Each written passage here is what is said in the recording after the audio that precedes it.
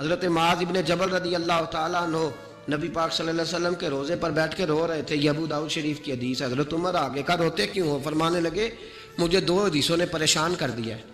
ایک تو نبی پاک نے فرمایا چھوٹی سی ریاکاری بھی شرک ہے، اگرچہ شرک اصغر ہے پر انسان سے غلطی ہو ہی جاتی ہے. اور دوسرا حضور نے کہا ہے کہ جس نے ولی سے دشمنی کی میرا اعلان جان گیا. تو عمر مجھے کیسے پتہ چلے گا کہ کون ولی ہے؟ حضرت عمر نے کہا بہتر یہ ہے کہ تو سب کی عزت کیا کر، سب کا اکرام کر. لیکن یہاں تو لوگ معاف ہی نہیں کر رہے. غوث پاک پر بھی فتویٰ ہے، داتا علی اجویری پر بھی فتویٰ ہے، خواجہ معین الدین. پتہ نہیں یہ کون سا دین ہے، کون سا مذہب ہے جس میں پچھلا کوئی بھی ٹھیک نہیں تھا، جو آج پیدا ہوا صرف وہ ٹھیک ہے. جو جتنا زیادہ بدتمیز ہوتا ہے اتنا زیادہ عروج پاتا ہے.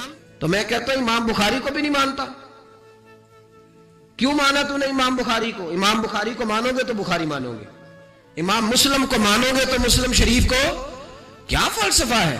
بغیر کسی امام کے تو حدیث تک پہنچ ہی نہیں سکتا. جانا ڈائریکٹ جا کے لے نبی پاک سے حدیث، امام بخاری کے بخیر لے تیرا پتہ چلے. جب امت میں جتنے لوگ گزر گئے سینکڑوں سالوں میں وہ سارے غلط تھے، جو آج پیدا ہوا وہ ٹھیک ہے.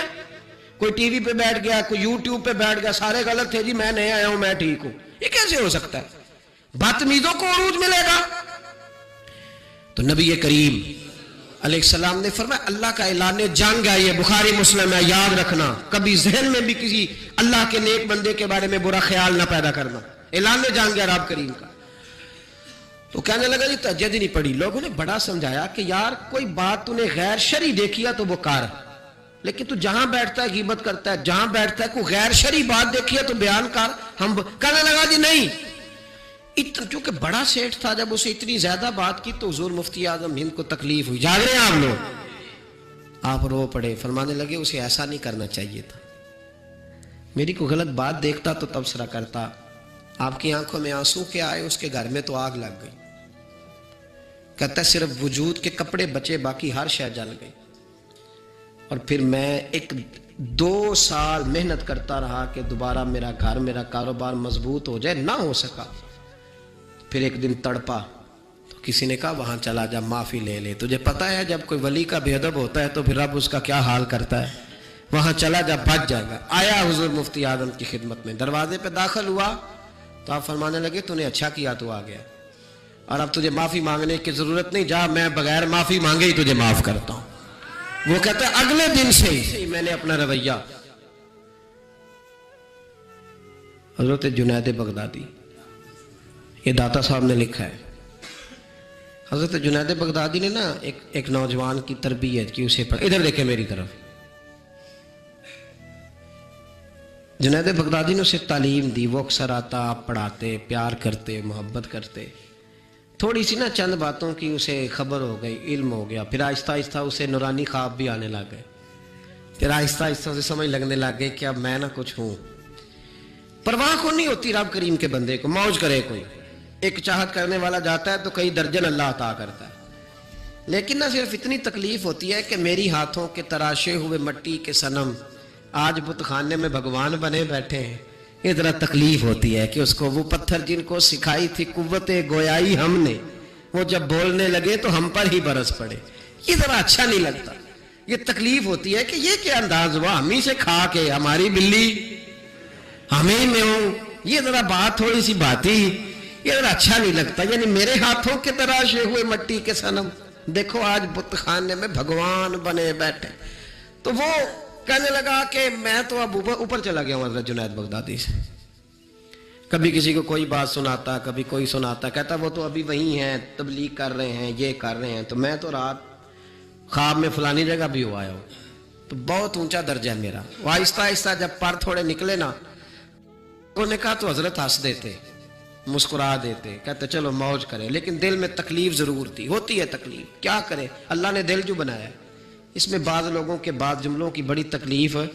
کئی دفعہ تکیے پہ کچھ آنسو گر جاتے ہیں، رضائی پہ منہ دے کے نا کئی دفعہ بندہ روتا ہے کہ یار سارے کر لیتے، تجھے نہیں کرنی چاہیے. لیکن چلو خیر. ایک دن نا وہ زیادہ ہی بدتمیز ہو گیا.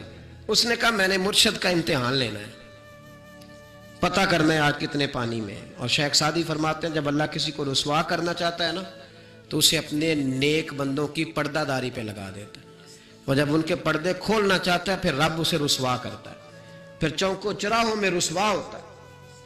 آگے حضرت جنید بغدادی کے پاس دل میں سوال لے کے، آج میں نے امتحان لینا تھا، کہنے لگا حضور میں کچھ پوچھنے آیا ہوں۔ تو آپ فرمانے لگے جو تو جلال آ گیا نا، پہلے تو دور دور باتیں کرتا تھا، آج اس نے سامنے کر دی تو کام خراب ہو۔ جلال آیا حضرت کو، تو مجھ سے بات کرے گا؟ میری روٹی کھا کے، میرا نمک کھا کے، میرے ٹکڑوں پہ پل کے، مجھ سے تربیت لے کے میرے سامنے بات کرے گا؟ فرمایا تو چھوڑ، تیرے دل میں سوال کیا، میں بتاؤں تو کیا پوچھنے آئے؟ تو فلانا فلانا سوال لے کے آیا تھا؟ کہنے لگا حضور ہاں۔ فرمایا بتا، جواب لفظوں میں لینا ہے کہ معنوں میں لینا ہے؟ چونکہ حضرت جلال میں تھے تو کچھ نہ بول سکا۔ فرمانے لگے چل میں تجھے دونوں میں ہی دیتا ہوں، چل میں تجھے دونوں میں ہی دیتا ہوں، لفظوں میں بھی دیتا ہوں، معنوں میں بھی دیتا ہوں، معنی بھی دونوں میں لے تو جواب۔ پھر حضرت جنید داتا صاحب نے لکھا، حضرت جنید بغدادی فرمانے لگے لفظوں میں جواب یہ ہے کہ تجھے شرم نہیں آئی، کاش تو میرا امتحان لینے سے پہلے اپنا امتحان لے لیتا، تو دیکھتا کہ تیری 40 سال کی زندگی کہاں گزری ہے، تو دیکھتا کہ تو کہاں کہاں کیا کیا کرتا رہا۔ میرا یہ تو جواب ہے تیرا لفظوں میں، اور معنوں میں جواب یہ ہے کہ جا میں نے تجھ سے تیری ولایت چھین لی ہے، جا میں نے تیرا نور چھین لیا، تو رب کے بندوں کو ستانے آیا ہے، جا اب میں نے تجھ سے سارا کچھ واپس لے لیا۔ یہ لفظ جب حضرت کی زبان سے نکلے تو اس کا منہ کالا سیاہ ہو گیا، منہ سے پانی کی رطوبتیں نکلنے لگی، وجود کانپنے لگا، پیروں میں گرا۔ آپ فرمانے لگے اٹھ کے چلا جا، اب معافی اسی وقت ملے گی جب رب تجھے معاف کرے گا، تو بھاگ جا۔ چھوٹی بات ہے اللہ کے ولی کے بارے میں گفتگو کرنا، اور لمبی لمبی زبان کھول کے کرنا، اور صبح اور شاموں میں کرنا، اتنے اتنے سخت جملے کہہ دینا۔ او بھائی، ایم ایل اے کے دوست کے بارے میں تو بات نہیں کر سکتا، تو منسٹر کے یار کے بارے میں بات نہیں کر سکتا، تیری جرت نہیں ہوتی، تو آر پی او اور اسسٹنٹ کمشنر کے یار کے بارے میں بات نہیں کر سکتا، تو بتا تو نے اللہ کے دوست کے بارے میں بات کیسے کر لی، رب کے دوست کے بارے میں۔ وقت میرا ختم ہو گیا، پر ایک بات سنانی بڑی ضروری ہے۔ حضرت مرزا مظہر جانا رحمت اللہ علیہ فرماتے ہیں دلی میں ایک درویش، تازی تازی بارش ہوئی تھی تو لکڑی کے جوتے پہنے کھڑاؤں میں اللہ اللہ کرتا گزر رہا ہے۔